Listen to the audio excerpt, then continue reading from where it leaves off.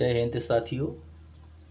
तो आज चलते हैं एपिसोड नंबर 2 एयरफोर्स के लिए। और एपिसोड नंबर 2 में एक नई जानकारी और नई ट्रिक के साथ तो बने रहिए हमारे साथ। तो शुरू करते हैं कि नई ट्रिक और नई जानकारी क्या है। वीडियो अच्छा लगे तो सब्सक्राइब ज़रूर करिए, जिससे सबसे पहले नोटिफिकेशन आपको प्राप्त हो। तो देखते हैं कि नई जानकारी और नई ट्रिक में क्या है। तो देखते हैं हम कि विज्ञान में दो प्रकार की राशियां आपने पढ़ी हैं, सदिश राशियां और अदिश राशियां। तो सदिश राशियां और अदिश राशियों में आपने देखा कि आपको याद करना पड़ता है कि सदिश कौन कौन सी हैं और अदिश कौन कौन सी हैं। तो इस प्रकार की राशियों को याद करने के लिए हम आपके सम्मुख एक प्रस्तुत कर रहे हैं ट्रिक। तो जैसे कि आप देख रहे हैं कि अदिश राशि जिसमें कि केवल परिमाण होता है, दिशा नहीं होती है।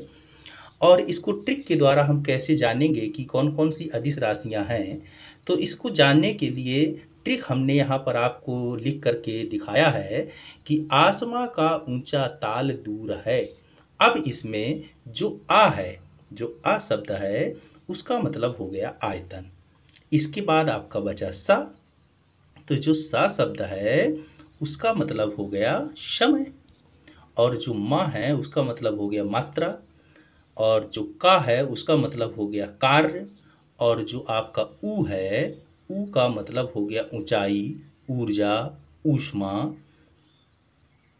और जो चा है, चा का मतलब चाल और चौड़ाई। तो चौड़ाई भी एक प्रकार की लंबाई है। लंबाई, चौड़ाई, ऊंचाई एक प्रकार की लंबाई ही होती हैं।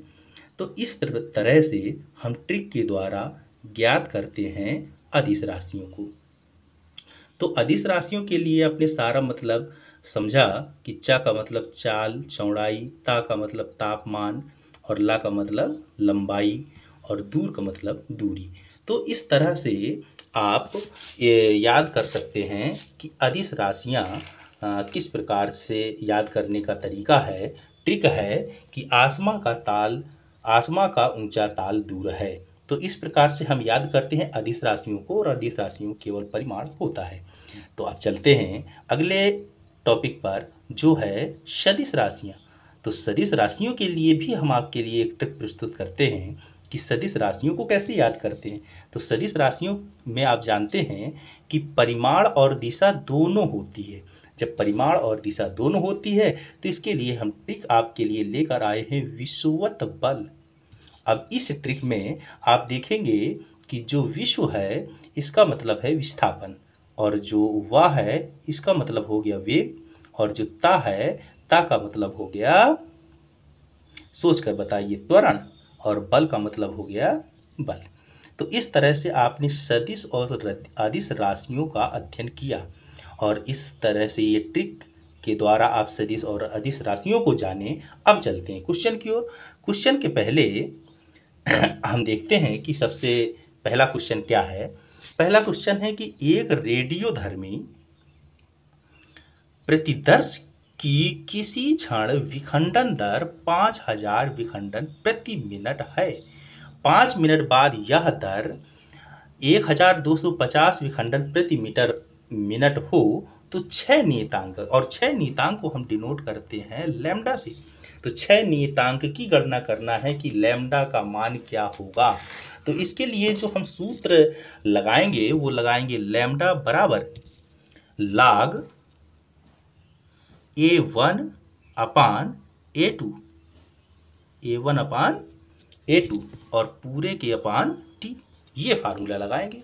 अब यहाँ पर जो A1 की वैल्यू है वो दिया है आपको 5000, A2 का जो मान है वो दिया है 1250।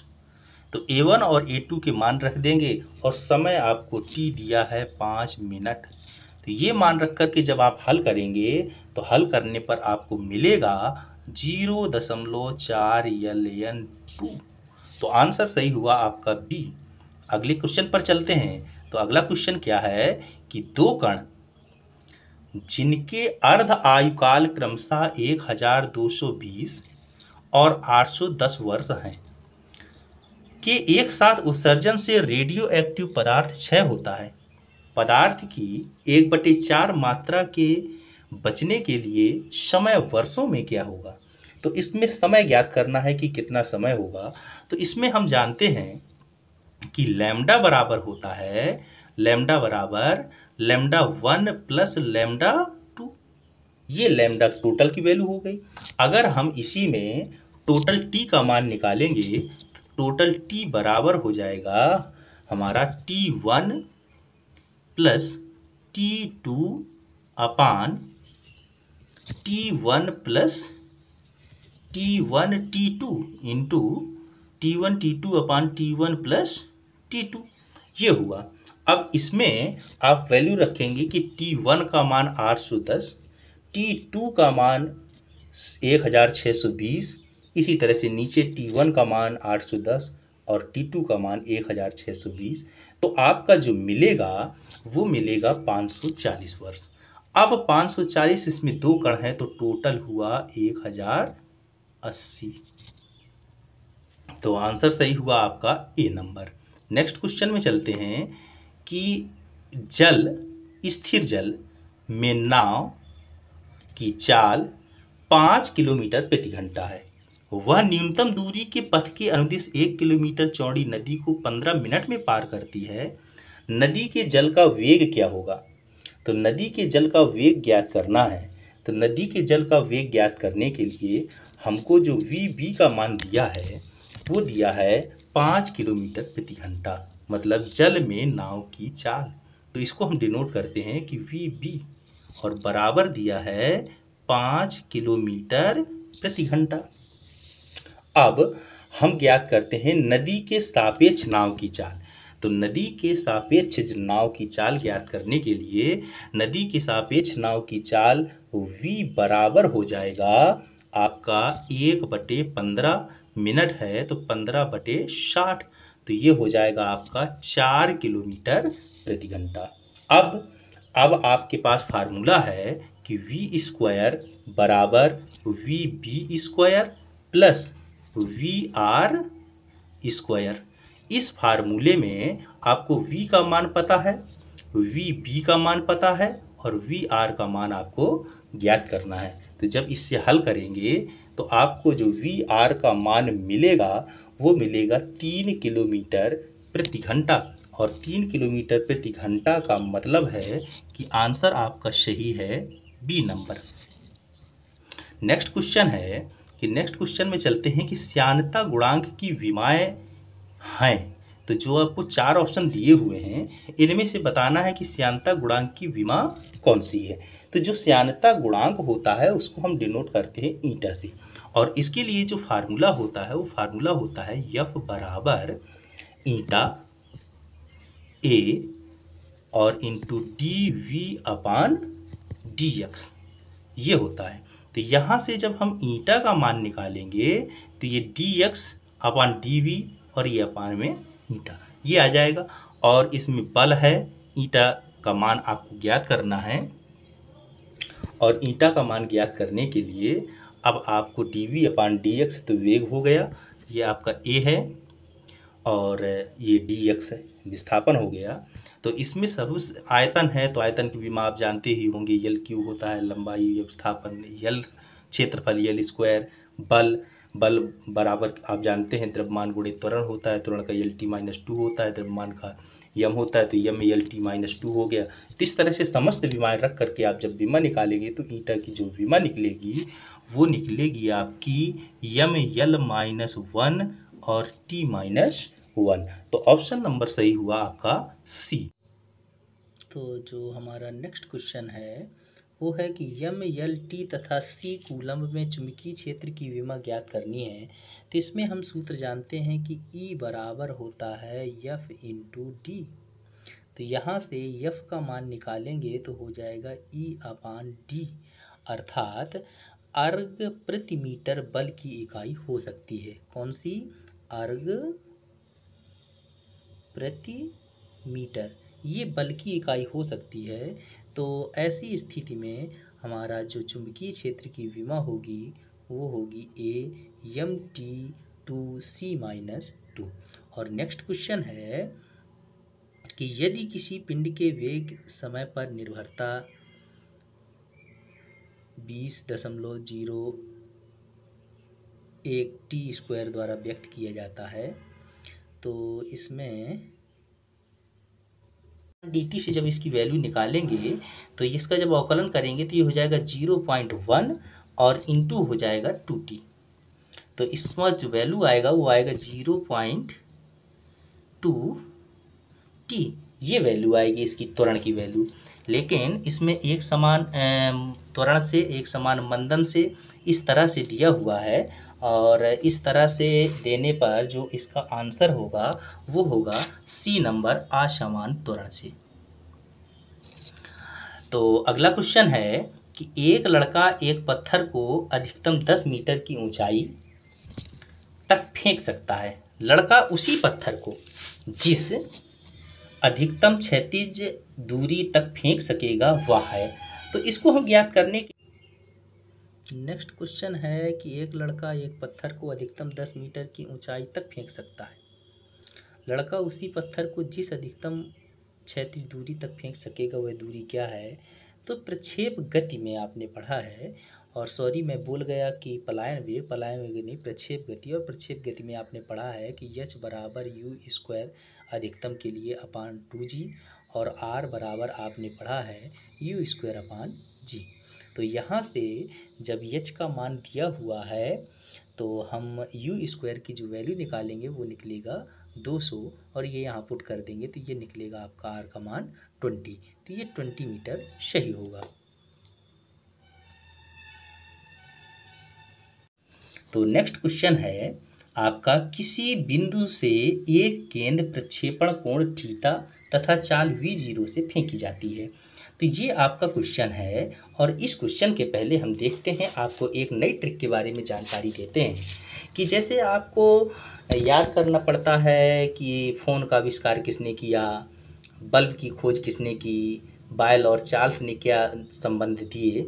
तो इनके बारे में ट्रिक के माध्यम से आपको हम बताते हैं कि ग्राहम बेल फोन के दाता, जन संचार के भाग्य विधाता, बल्ब प्रकाश खोज करी लीन्हा, मित्र एडिशन परम प्रवीणा, बायल और चार्ल्स ने जाना ताप दाब संबंध पुराना, नाभिक खोज परम गतिशीला, रदरफोर्ड हैं अति गुणशीला, खोज करत जब थके टॉमसन, तब ही भये इलेक्ट्रॉन के दर्शन। तो इस तरह से आपको नई नई जानकारी नए एपिसोड में देंगे, तो बने रहिए हमारे साथ। अब चलते हैं क्वेश्चन की ओर कि किसी बिंदु से एक गेंद प्रक्षेपण कोण थीटा तथा चाल v0 से फेंकी जाती है।